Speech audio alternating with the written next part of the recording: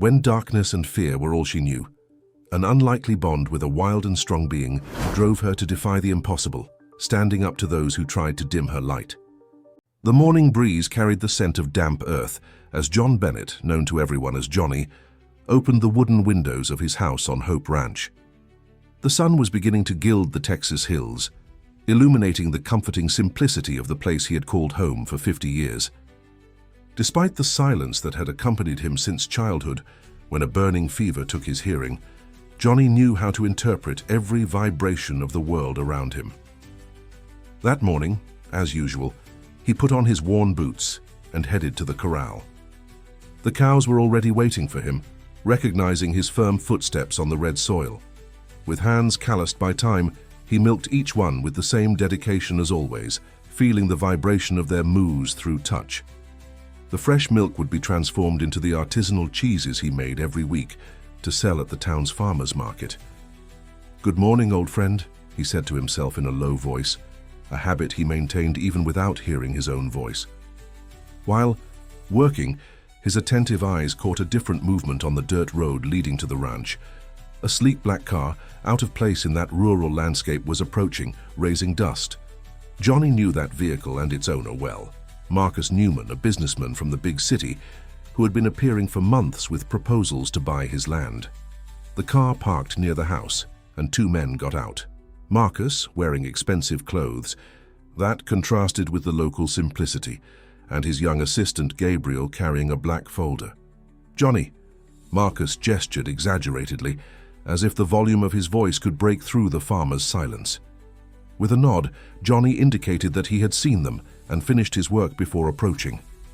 When he got close, he noticed the calculated smile on the businessman's face. "I brought a new offer. This time you won't refuse," said Marcus, articulating the words slowly so Johnny could read his lips. The farmer wiped his hands on the cloth he carried in his pocket and made a gesture inviting them in. In the simple living room of the house, with antique furniture that told stories of generations, Gabriel spread some papers on the solid wooden table. "I'm doubling the value, Johnny," Marcus said after taking a small notepad from his pocket, where he wrote a number followed by many zeros. "This land is worth a lot to me." Johnny observed the paper for a moment, then looked out the window at the fields he knew like the back of his hand. Slowly, he wrote his answer on the same pad. "This land is not for sale, not for all the money in the world."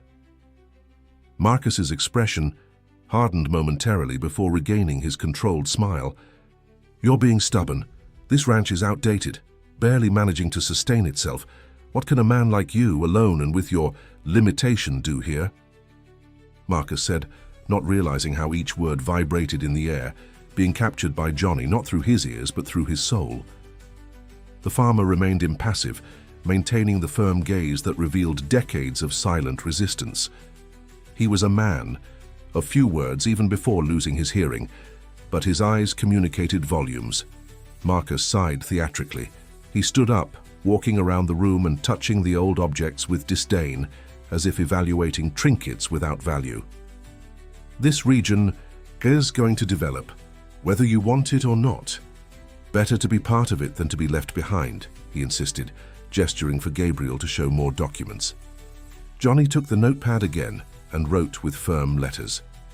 "I may not hear your words, but I feel your intentions.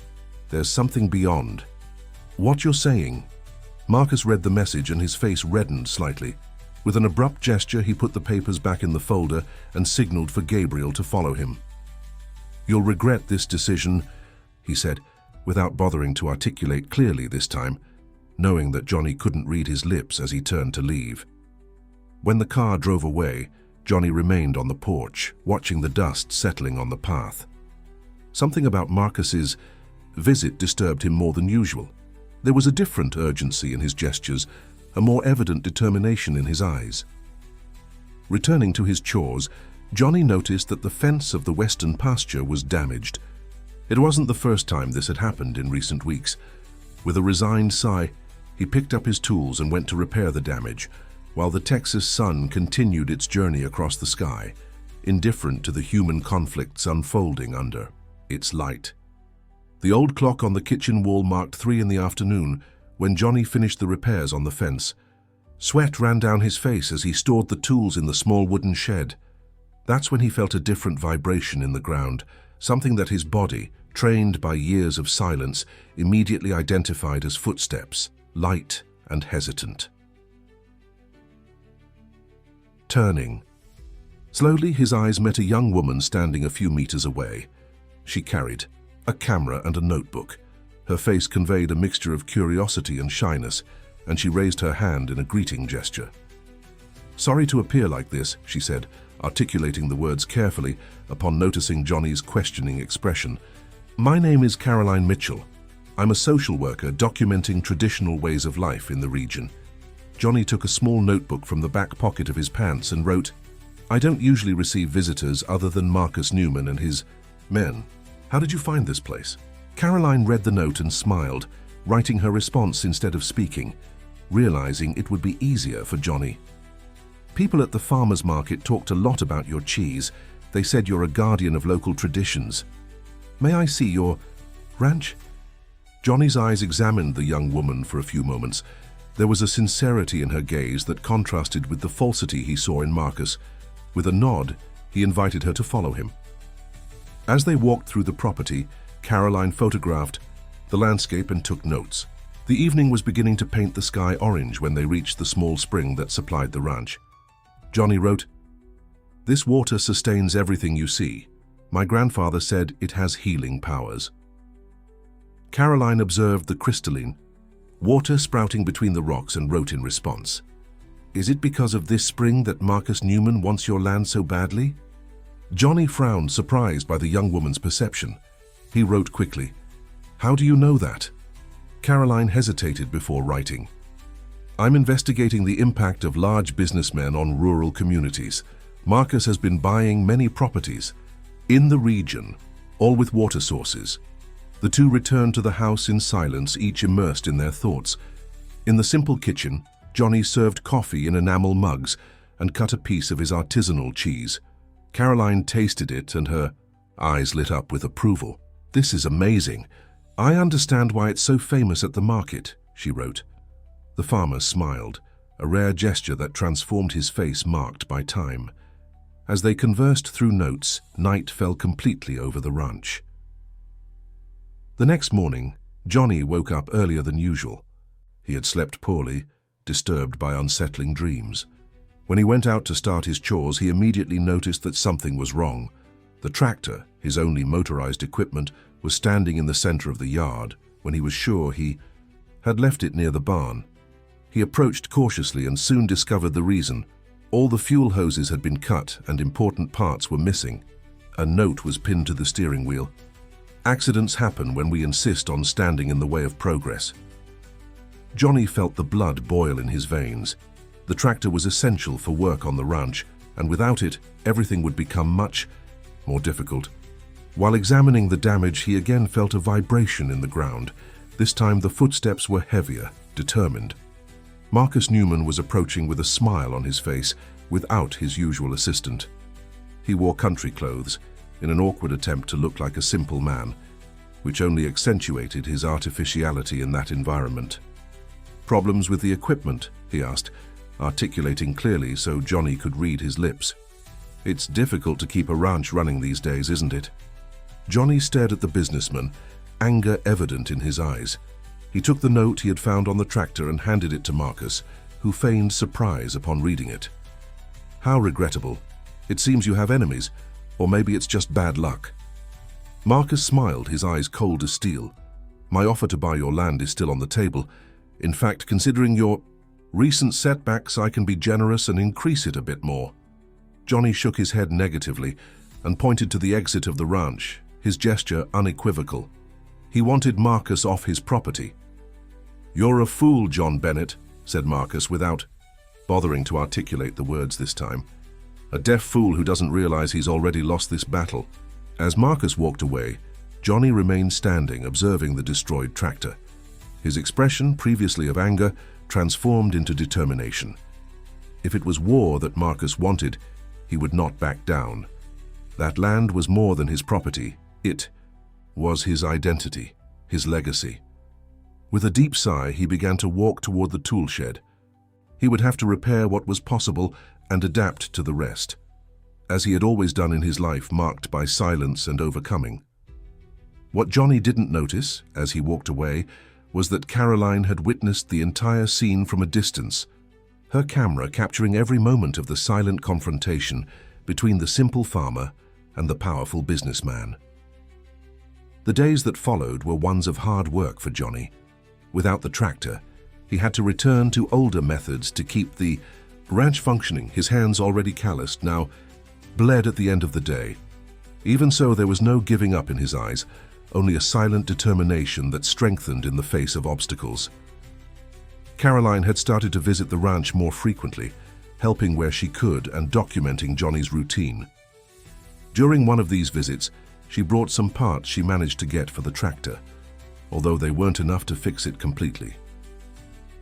"People in town are talking about what's happening here," she said, as they shared a simple lunch in the shade of the mango tree in the yard. Johnny raised his eyebrows in a silent question. "Many other small property owners are facing pressure to sell their lands," Caroline wrote in her notebook, "but most ended up giving in. You're the only one who resists." The farmer smiled slightly, a gesture that Caroline noticed was becoming more frequent in her presence. He wrote, "This land is my voice. If I lose it, what will I have left?" The next morning, Johnny woke before dawn to inspect his crops. The sky still showed a timid glow when he reached the boundary fence. That's when he noticed something strange, a pile of torn boxes and pieces of wood near one of the stakes. He approached cautiously, feeling an unusual vibration in the ground. When he cleared away the debris, his heart raced. A German Shepherd puppy, skinny and injured, was trembling under the rubble. Its eyes, despite the evident suffering, shone with an inner strength that deeply touched Johnny. Without hesitation, he wrapped the animal in his shirt and carried it back to the house. The puppy was so light, it almost didn't weigh in his arms. In the kitchen, he carefully cleaned the animal's wounds and offered water and some warm milk, which the puppy eagerly accepted. "You were abandoned, weren't you, friend?" murmured Johnny, knowing that both shared a form of silence. "I'll call you Thor. You seem strong as thunder, even though you're so weak now." Thor, as if understanding, licked the farmer's hand, instantly establishing a bond of trust. Caroline arrived hours later and found Johnny sleeping on the porch with Thor nestled in his lap. The puppy alerted to her approach but didn't bark, just observed her with curiosity. "You found a friend," she said, smiling when Johnny woke up with the vibration of her footsteps. The farmer nodded and told through notes how he had found Thor. Caroline examined the puppy carefully. "He seems to have been abandoned there on purpose," she wrote. "The injuries are strange, as if someone—" She didn't complete the sentence, but Johnny understood. The two exchanged a concerned look. "I'll take some photos of Thor to a veterinarian friend in town," Caroline offered. "And I'll also find out if anyone saw something strange around here last night." While Caroline was photographing Thor, who now seemed more alert, her cell phone vibrated. When she checked the message, her face paled. "I need to go," she wrote, hastily. "I discovered something about Marcus Newman. I'll come back tomorrow to tell you." Johnny watched her leave with a feeling of uneasiness. The rest of the day passed slowly, with him dividing his time between caring for Thor and the ranch tasks. The puppy, despite its fragile condition, followed Johnny everywhere, as if afraid of losing sight of him. The next morning, when opening the kitchen door, Johnny found Caroline waiting, with a grave expression. Without saying a word, she handed him an envelope. Inside were photographs, Marcus Newman in secret meetings with City Hall employees, documents being exchanged, money changing hands, and, most disturbing, a detailed map of the region with Hope Ranch highlighted in red. "He's planning to build a mineral water company," Caroline wrote. "He discovered an underground source that passes beneath your ranch, the purest in the region." Johnny felt the weight of this revelation. Now everything made sense. Marcus's insistence, the sabotage, the growing pressure. "And there's more," Caroline continued. "He got irregular approval for the project by bribing people at City Hall. Johnny looked at the photos again, his expression hardening. He took the pencil and wrote, "What can we do?" Caroline smiled, a determined smile that showed she already had a plan. "I'm going to publish a report about you and this ranch, about your resistance, and about what I discovered about Marcus."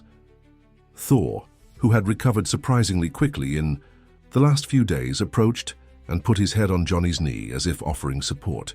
The farmer stroked the animal's soft fur, now more shiny and healthy. "Thank you, friend," he said quietly. "It seems our fight is just beginning." Caroline, observing the scene, smiled with tenderness. The connection between the man and the animal was palpable, a silent alliance against the adversities that were approaching. And she was determined to help them, not just as a journalist, but as someone who was beginning to see in hope ranch a meaning much greater than she had initially imagined. The Sunday farmers' market in town was a festival of colors and aromas. Johnny, as he had done for decades, set up his small stand of artisanal cheeses. This time, however, something was different. Thor accompanied him, attentive to every movement around him. The puppy, now visibly stronger, had become inseparable from the farmer. While arranging his products, Johnny noticed curious looks from the other vendors. Normally, people treated him with distant respect, accustomed to his reserved nature. Today, however, there were whispers and discreet nods in his direction. Old Joe, owner of the neighboring stand that sold homemade sweets, approached with a newspaper in his hand. Without saying a word, he extended the publication to Johnny. On the front page, there was a photo of him working on the ranch with the headline, "The Silent Resistance, a deaf man's fight against corporate greed." The article, signed by Caroline Mitchell, told his story and that of Hope Ranch, revealing Marcus Newman's maneuvers to acquire land in the region and exploit water resources. The text highlighted how Johnny, despite his limitation, had built a deep connection with the land and kept alive agricultural traditions that were disappearing in the region. Old Joe squeezed Johnny's shoulder in a gesture of solidarity. Other vendors approached, showing support. An elderly lady brought him coffee while a young farmer offered help to repair the damaged tractor. For the first time in a long time, Johnny felt truly part of that community. His trembling hands held the newspaper, while his eyes watered with contained emotion. Thor, sensing the commotion around, remained alert, positioning himself protectively close to his owner. It was the dog who first noticed the arrival of Gabriel, Marcus's assistant, who was hesitantly approaching the stand. Seeing the young man, Johnny immediately tensed. Gabriel, however, raised his hands in a pacifying gesture and extended a note. "I need to talk to you in private. I'm not here on Marcus's orders." Intrigued, Johnny nodded. He entrusted his products to Old Joe and followed Gabriel to a quiet cafe on the corner of the square. Thor accompanied them, remaining vigilant. At the cafe, Gabriel seemed nervous, constantly looking over his shoulder as if fearing being observed. "I worked for Marcus for 3 years," he wrote on a paper, "but what he's doing to you and other small producers has crossed the line." Johnny carefully observed the young man, looking for signs of falsity in his expression, but found only genuine fear. "Marcus found out about Caroline's report," Gabriel continued. "He's furious. He's planning something big against you. I heard him on the phone mentioning that he's going to solve the problem once and for all." A chill ran down Johnny's spine. He took the pencil and wrote, "Why are you telling me this? Why help?" Gabriel sighed deeply before responding. "My grandfather had his land taken by similar methods 10 years ago. He never recovered from the loss. He passed away last year, bitter and lonely." He paused, gathering courage to continue. "And there's something else you need to know about Thor." Johnny frowned, glancing quickly at the dog lying at his feet. The animal raised its head upon hearing its name, eyes alert. "Marcus has a kennel," wrote Gabriel. "He breeds purebred German shepherds for sale. Thor was the most promising puppy from the last litter, but he was born with a white mark on his chest that is considered a defect for shows. Marcus ordered them to get rid of him." Johnny's face hardened with the revelation. His eyes, normally calm, now shone with contained anger. Thor, as if sensing his owner's emotion, positioned himself on alert. "It wasn't me," Gabriel hastened to add, "but I know who did it, And I know they left Thor near your property on purpose. It was a message. Johnny breathed deeply, processing the information. Marcus's cruelty seemed to have no limits. He wrote, "What is he planning to do now?"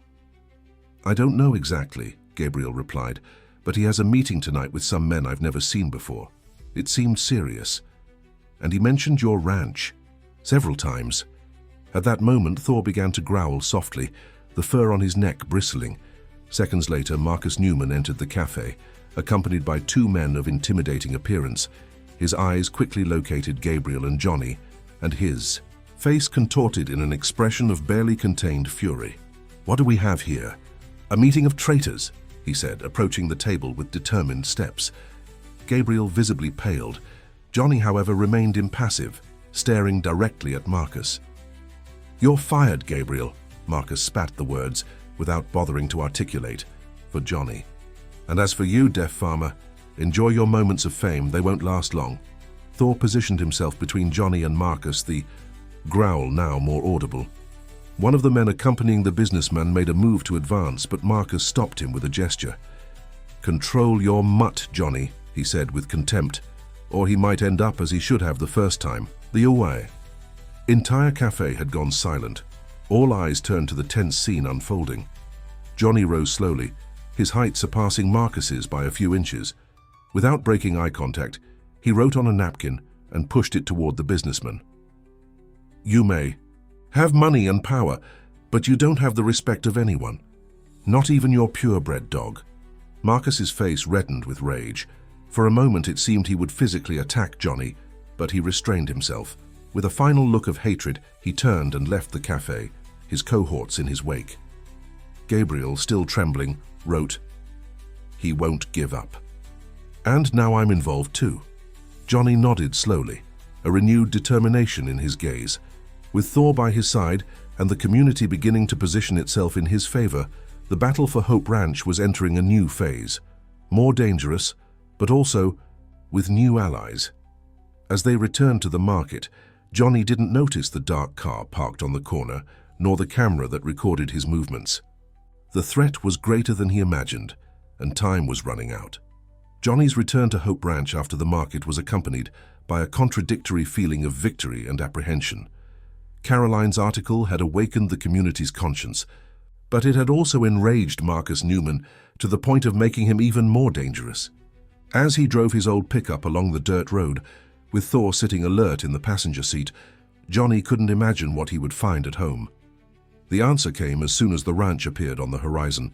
A small crowd was gathered in front of his house. Market vendors, neighbors, people Johnny knew only by sight. Among them, Caroline stood out, organizing what appeared to be a kind of mutual aid effort.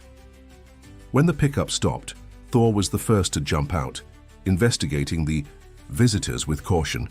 Caroline approached, smiling. "I brought some friends," she said, articulating clearly. "They want to help." Johnny got out of the vehicle, surprised and moved by the presence of so many people. Old Joe stepped forward, explaining with gestures and written words that they were there to help him repair the tractor and reinforce the ranch's security. A group was already working on the damaged tractor. Another was installing an improvised lighting system around the property, and some women had prepared enough food to feed everyone. "Why are they doing this?" Johnny wrote to Caroline. "Because your fight is the fight of all of them now," she replied. "Marcus has already harmed many people here. You are the symbol of resistance." During the following hours, Hope Ranch gained new life.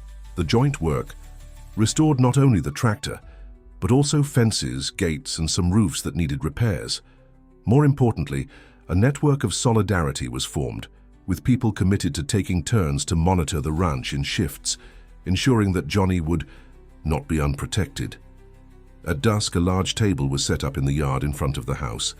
Typical Texan food abounded, and the atmosphere was festive. Johnny, seated at the head of the table, watched people talking and laughing. Thor, now more sociable, circulated among the guests, lovingly accepting the pats and treats offered. Gabriel, who had arrived discreetly after the confrontation at the cafe, remained apart, still unsure about his place in this new dynamic. Johnny spotted him and, with a gesture, invited him to sit beside him. "How are you?" wrote the farmer. Gabriel sighed deeply before responding, "Scared. Marcus had my apartment emptied this afternoon. I'm practically on the street." Johnny reflected for a moment and then wrote, "Stay here. There's a vacant room in the back."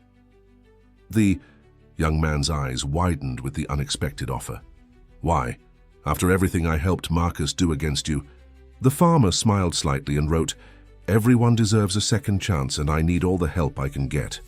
Caroline, who was observing the interaction from a distance, approached with a warm smile. "The photos I took today will compose my next report," she said after greeting Gabriel. "The community that resists. What do you think, Johnny?" The farmer nodded with approval, his eyes shining with an emotion he hadn't felt for a long time. Hope. The night was advancing when Mrs. Judith, a white-haired lady whom everyone respected as the guardian of local traditions, asked for silence.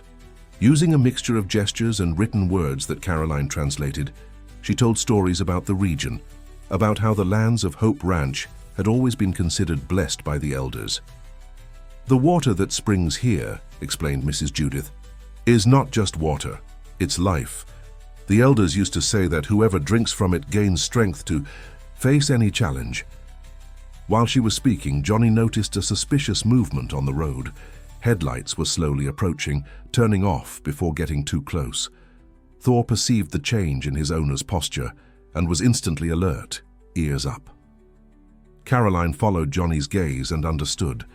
Discreetly, she warned some of the stronger men in the group, who positioned themselves strategically. It wasn't long before Marcus appeared, accompanied by 4 men of threatening appearance. His steps hesitated when he saw the crowd gathered, clearly not expecting to encounter organized resistance. "What is this? A country party?" he asked with disdain, recovering from the initial surprise. "I just came to check on our friend Johnny after our encounter today." Caroline stepped forward, camera in hand. "What a coincidence, Mr. Newman. We're precisely documenting the community's support for Johnny. Would you like to make a comment for my next report?" Marcus's face hardened, his cold eyes calculating.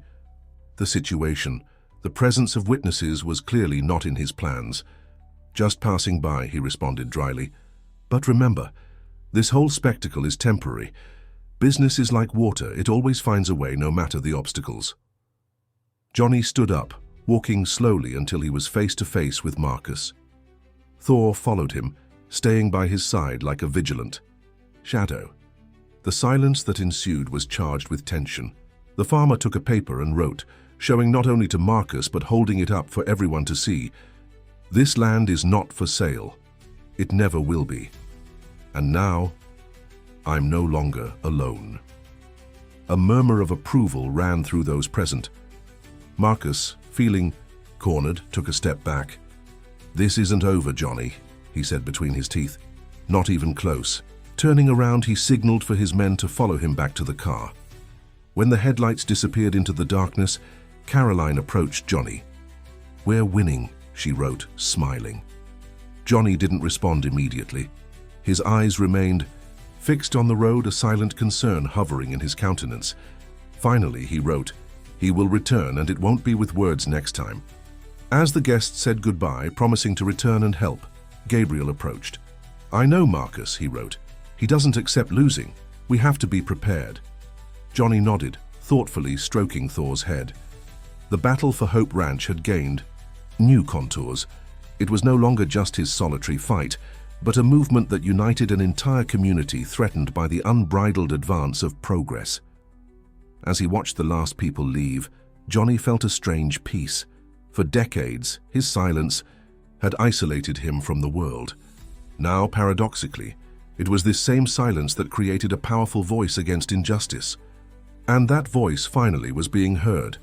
The next morning, after the community gathering dawned with a fine mist covering the fields of Hope Ranch, Johnny woke up with the sensation that something important had changed, not just around him, with the ranch now more protected and the tractor repaired, but within himself. Years of isolation had given way to a new feeling: belonging. In the kitchen, he found Gabriel preparing coffee. The young man had spent the night in the back room and seemed determined to make himself useful. Upon seeing Johnny, he smiled timidly. "I slept better here than in my apartment in the city," he wrote in the notepad he now always carried. "Thank you," Johnny nodded, serving himself coffee. Thor, who had slept at the foot of his bed, was now exploring the yard, apparently also more at ease in his new home. "We need to talk about Marcus," Gabriel continued. "He has a plan B, he always does." The farmer frowned, inviting him to continue. "While working for him, I saw documents. There's a detailed hydrogeological study of this region." Gabriel paused, searching for the right words. "It's not just an ordinary water source that passes under your land. It's one of the largest underground aquifers in the state, with water of exceptional quality." Johnny absorbed the information slowly. So that's why Marcus was so obsessed with his property. It wasn't just a matter of business, but a real treasure hidden beneath his feet. He plans not only to bottle mineral water, but to build a luxury resort with natural hot springs, continued Gabriel. "The project is ready. All that's missing is your land." Caroline arrived an hour later, bringing copies of local newspapers where her report about the community effort at the ranch occupied the front page. She smiled, seeing Gabriel helping Johnny feed the animals. "Looks like we have a new official ally," she commented, happy with the transformation of Marcus's former assistant. After showing the newspapers to Johnny, who smiled seeing the photographs from the previous day, Caroline assumed a more serious expression. "I discovered something important," she wrote. "Marcus is pressuring the city hall to declare your ranch as an area of public utility." Johnny's blood froze. If that happened, he could be legally expropriated even against his will. "But there's a way out," Caroline continued. "If we can prove that your property has historical and cultural value, we can request its designation as protected heritage." Gabriel, who was following the conversation, added, "And we can also denounce Marcus's real plan. The uncontrolled exploitation of the aquifer could cause serious environmental damage." The three spent the rest of the morning outlining strategies. Johnny retrieved old family documents, some dating from the beginning of the century, which proved the historical importance of Hope Ranch in the formation of the local community. Caroline photographed everything, planning to include this information in her next report. After lunch, while Caroline returned to town to write the article and seek more information, Johnny and Gabriel decided to better investigate the water issue. With Thor always alert, they walked to the small spring that Johnny had known since childhood. "Marcus mentioned that the center of the aquifer is southwest of here," explained Gabriel. "If we can find evidence of its extension, we'll have more ammunition against him." Following the indicated direction, they reached an area of the ranch that Johnny rarely visited, a small valley between two hills covered by dense vegetation. While exploring, Thor suddenly stepped forward, sniffing something with interest. Following the dog, they discovered a rock formation partially covered by moss and vines. Gabriel examined the site with growing excitement. "This appears to be a natural resurgence of the aquifer," he commented, writing quickly. "The water is very close to the surface here." Pushing aside some bushes, they revealed what seemed to be the entrance to a small cave, from which a thread of crystalline water flowed. Johnny crouched down, touching the water with reverence. There was something familiar about that place, like a distant memory trying to emerge. Suddenly, he remembered stories his grandfather told about a sacred place where water sang beneath the earth. At the time, he had believed it to be just a legend, but now, placing his hand on one of the rocks, Johnny could feel distinct vibrations, the water running through underground channels, creating a melody that only his hands, trained by decades of silence, could interpret. Moved, he wrote to Gabriel, "My grandfather spoke of this place. It's older than our family. The Native Americans who lived here considered it sacred." Gabriel photographed everything with his cell phone, understanding the importance of the discovery. "This could be decisive, Johnny. A potential archaeological site with cultural significance for indigenous peoples would be a huge obstacle for Marcus's plans." On the way back to the house, they were surprised by a jeep parked in the yard. A middle-aged man wearing a uniform from the Municipal Department of Environment was talking with two assistants. Upon seeing Johnny, the man approached, introducing himself as Richard Mendoza, an environmental inspector. With gestures and written words, he explained that he was there for a routine inspection, authorized by the City Hall. The look he exchanged with Gabriel made it clear that both knew. There was nothing routine about that visit. It was Marcus's first counter-offensive. "We need to verify if your activities comply with environmental laws," Richard wrote on an official form. "We'll need samples of the soil, water, and to check your facilities." Johnny remained calm, consenting to the inspection. While the inspectors collected samples and photographed the property, Thor remained vigilant, following every movement of the visitors. "They're looking for any irregularity to use against you," Gabriel wrote discreetly. "Marcus must have ordered this." Johnny nodded, worried but determined. When the inspectors finally departed, promising to return with the results, he sat on the porch, thoughtful. The sun was beginning to set, tinting the sky blood red. Gabriel brought 2 cups of coffee and sat beside him. "Caroline needs to know about the spring and about this inspection," he wrote, "and we need to be faster than Marcus." Johnny agreed, but there was something more in his eyes, a renewed determination.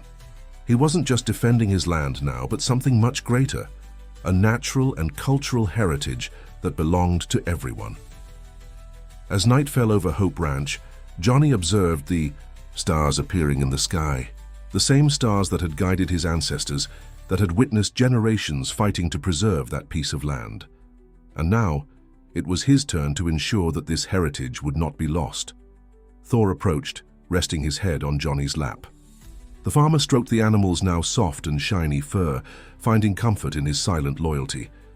Together, man and dog, guardians of a treasure that went far beyond material riches, the living memory of a people, and the purity of water that ran free in the depths of the earth. The days that followed were ones of intense activity at Hope Ranch. Caroline published a new report about the discovery of the sacred cave, highlighting its archaeological and cultural value. The article included statements from experts confirming the importance of the find and questioning any project that could threaten the site. In response, Marcus gave a press conference, presenting himself as an entrepreneur concerned with the sustainable development of the region. He talked about job creation, ecological tourism, and distribution of drinking water to underserved communities. His well-rehearsed rhetoric convinced many, especially those from the city who didn't understand the importance of preserving those lands. Johnny observed everything with growing concern. Gabriel, who had now become his right-hand man on the ranch, translated the news and helped with the necessary paperwork to request the designation of the property as cultural heritage. The public hearing will be next week, Caroline informed during one of her daily visits. Marcus managed to expedite the process of declaration of public utility. "We need to be prepared." Thor, who was now completely recovered and displayed the strength and intelligence characteristic of his breed, rarely left Johnny's side. The dog had developed his own alert system, specific barks for different situations, which the farmer had learned to interpret through the vibrations he felt. On the morning of the hearing, the ranch received an unexpected visit. Mrs. Judith, the guardian of local traditions, arrived accompanied by 3 elderly men whom Johnny recognized as leaders of nearby Black heritage communities. "We've come to offer our support," wrote Mrs. Judith. "The cave you found is part of our history too. Our ancestors considered that water sacred." One of the men, Mr. Joaquin, added, "There are old documents in our community, maps showing that this territory was considered holy land by our ancestors. We brought them to help with the heritage designation." The hearing at City Hall was marked by tension from the beginning. The small room was divided. On one side, Marcus's supporters, including some local politicians and businessmen. On the other, Johnny, his friends from the market, Caroline, Gabriel, Mrs. Judith, and the Black heritage community representatives. Marcus presented his project with enthusiasm, displaying impressive models and economic projections. He spoke about development, future, and modernity, words that echoed strongly among those present. When Johnny's turn came, a curious silence settled. How would a deaf man make his defense? Caroline had prepared a presentation, but it was Gabriel who surprised everyone, standing up to speak. "I worked for Marcus Newman for 3 years," he began, his voice initially hesitant, gaining firmness. "I know exactly how he operates. The project he presented here is a facade. The real plan involves intensive exploitation of the aquifer, which could result in irreversible damage to the entire region." A murmur ran through the room. Gabriel continued, revealing internal documents he had copied before leaving his job, showing flagrant disparities between the public project and the real plans. Caroline took over next, presenting her research on the historical importance of Hope Ranch and the recent archaeological discovery. Mrs. Judith and the Black heritage leaders presented their documents, establishing an ancestral connection with the territory. Finally, surprising everyone, Johnny stood up. His face showed a tranquil determination. With slow and precise gestures, he began to communicate in sign language, which Gabriel translated for the audience. "I was born on this land and intend to end my days on it," Johnny said. "Not out of stubbornness or fear of progress, but because I understand something that money cannot buy, the responsibility to preserve a legacy that doesn't belong just to me, but to all of us." His gestures, though silent, possessed an eloquence that spoken words rarely achieve. The entire room observed him with respectful attention. "This water that runs beneath my feet has nourished generations. It's not merchandise, it's life, and life has no price." When he finished, spontaneous applause erupted. Marcus, visibly irritated, stood up to rebut, but was interrupted by a growing commotion at the entrance of the chamber. Thor, who had been left in Johnny's pickup, burst into the room, barking insistently. Gabriel, recognizing the dog's alert signal, ran to the window. "Fire!" he shouted. "The ranch is on fire!" The hearing was immediately suspended. Johnny, accompanied by his supporters, rushed to Hope Ranch. From a distance, they could see dark smoke rising to the skies. Upon arriving, they found the barn in flames and the fire rapidly spreading to the house. The firefighters had already been called, but they were slow to arrive. Meanwhile, a human chain formed spontaneously. Neighbors, market vendors, and even some who had been on Marcus's side at the hearing joined together to combat the fire with buckets of water and extinguishers. The fight against the fire lasted hours. When the firefighters finally controlled the flames, much of the barn had been destroyed, and the main house had suffered considerable damage, especially the porch and the roof. Johnny remained standing, observing the damage with an indescribable expression. Thor, at his side, looked fixedly at the forest beyond the property, growling softly. Caroline approached, gently touching the farmer's shoulder. "This was no accident," she wrote. "Someone set the fire on purpose." Johnny nodded, slowly. He didn't need words to know who was behind it. The timing was too perfect, exactly during the hearing when everyone would be far away. Gabriel joined them, his face stained with soot. "They found gasoline cans near the barn," he informed. "The police are already investigating." While they were talking, a shiny black car parked at the entrance of the property. Marcus got out, walking with apparent concern toward the group. "What a terrible tragedy, Johnny," he said with false sympathy. "I came as soon as I heard. If you need any help." Thor advanced, growling threateningly. Johnny made a gesture, containing the dog, but his eyes conveyed the same silent warning. Gabriel stepped forward, facing his former boss. "Have you no shame?" he asked, his voice trembling with anger. "Everyone here knows this has your fingerprints all over it." Marcus feigned indignation. "Are you accusing me of something, Gabriel? Be careful. Defamation is a crime." Caroline, who had stepped away to speak with a police officer, returned with a victorious expression. "They found witnesses," she announced. "2 men were seen leaving the ranch shortly before the fire started, and one of them works for you, Mr. Newman." Marcus's face paled momentarily, but he soon regained his composure. "Coincidences happen," he responded coldly. "But if I were you, Johnny, I'd reconsider my offer. A damaged house, a destroyed barn, perhaps it's a sign that it's time to move on." Johnny, ignoring Marcus, walked slowly to the smoldering ruins of the barn. He bent down and picked up a handful of blackened earth, letting it run through his fingers. Then He turned and wrote in his notebook, showing it for all to read. "This land will survive all of us. Fire doesn't destroy it, it only renews it." As night fell over Hope Ranch, a silent solidarity was established. Neighbors brought food and blankets. Some offered temporary shelter, which Johnny gently refused. He would not abandon his land, not even for one night. Caroline, Gabriel, and some friends improvised a camp in the part of the house that remained intact. Thor kept tireless watch, alerting at the slightest suspicious noise. Under the starry Texas sky, Johnny reflected on the path that had brought him here. The fire, instead of breaking him, had only strengthened his resolution. And in the darkness that followed the destruction, a certainty shone brighter than the stars. The final battle for Hope Ranch was about to begin. A week after the fire, Hope Ranch was beginning to show signs of recovery. The barn was being rebuilt with the help of the community, and the main house already had a new roof. Thor, always alert, accompanied Johnny in his daily routine, now more protective than ever. The police investigation into the fire was advancing, slowly. Witnesses had identified two men leaving the property moments before the fire started, and one of them was confirmed as Marcus's private security guard.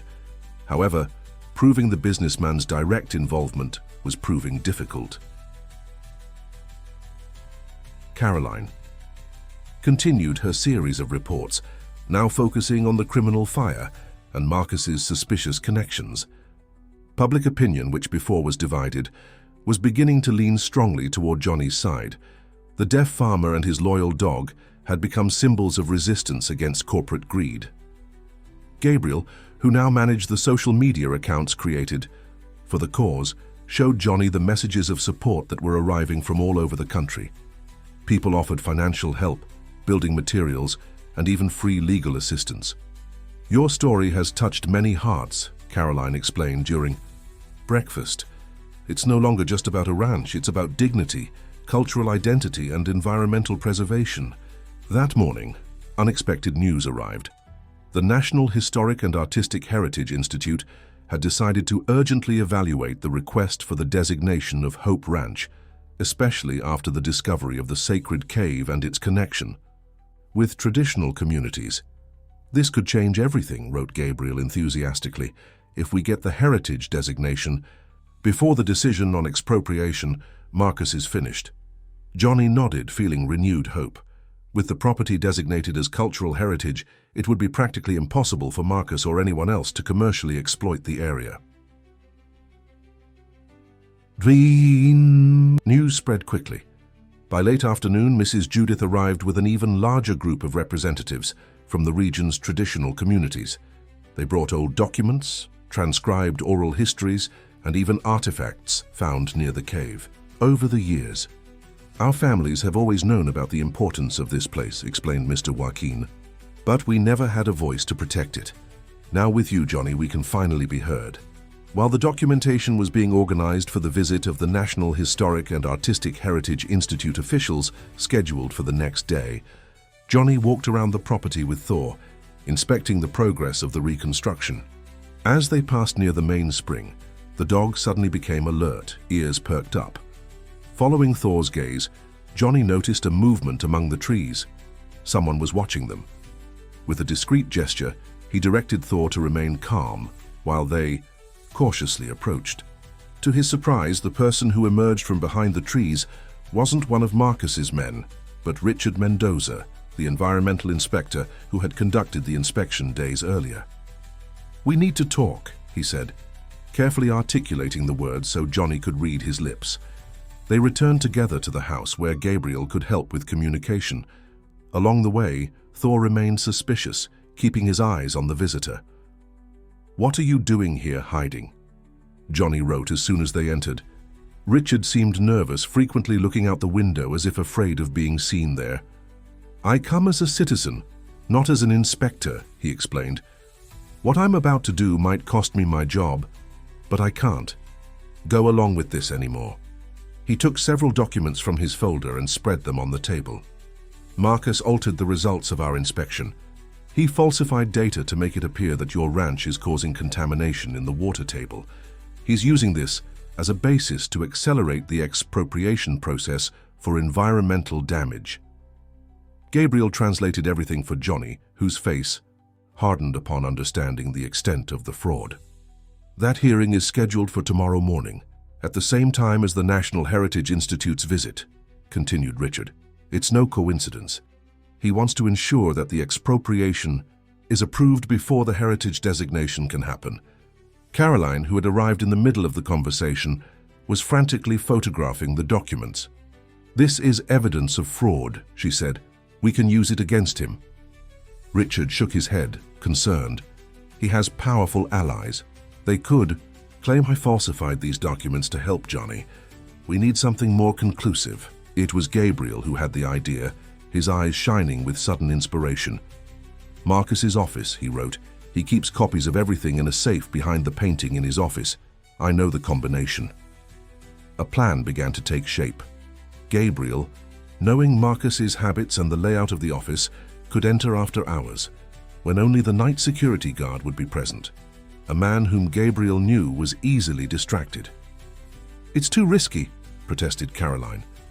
"If you get caught, you'll be charged with breaking and entering." But Johnny, after a few moments of reflection, put his hand on Gabriel's shoulder and nodded. Both knew it was a necessary risk. That night, while Gabriel left for town, Johnny, Caroline and Richard finalized preparations for receiving the National Heritage Institute officials. The documentation was organized, the sacred cave cleaned and made accessible, and video testimonies from traditional community members recorded. The hours passed slowly. Thor, sensing Johnny's tension, remained restless, walking back and forth on the porch. When they finally heard the sound of a car approaching, it was already past midnight. Gabriel got out hurriedly, his face illuminated by a victorious smile. In his hand, he carried a USB drive.